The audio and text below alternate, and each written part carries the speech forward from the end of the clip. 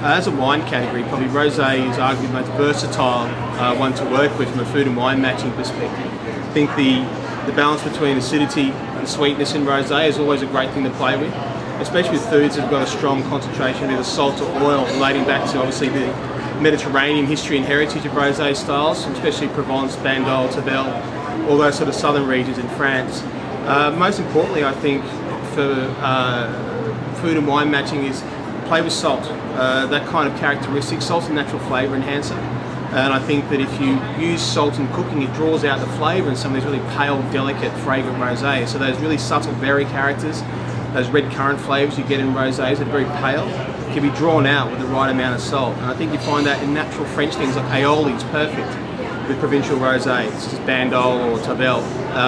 The earthiness and spiciness of dried herbs you get in those styles really match beautifully to local Mediterranean seafood, especially with the right amount of oil.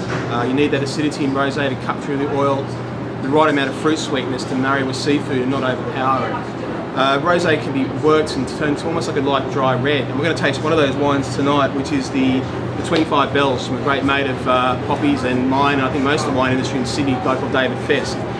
He makes this wine much like a dry red, and I think while we're having it with an oyster here, it's bone dry, zero residual sugar, and it's a blend, it's a kind of a fruit salad as Dave calls it, of a great variety from Shiraz to Riesling, but stylistically it shows that rosé can go with something as delicate in the food spectrum as an oyster, but if that wine is allowed to warm up to its almost room temperature, that wine can expand, gain depth and complexity, and go with things like duck, game and veal. So tonight will be a great exercise in showing the versatility and the scope of rosé as a food wine. I think that's something that's very exciting about rosé for the future.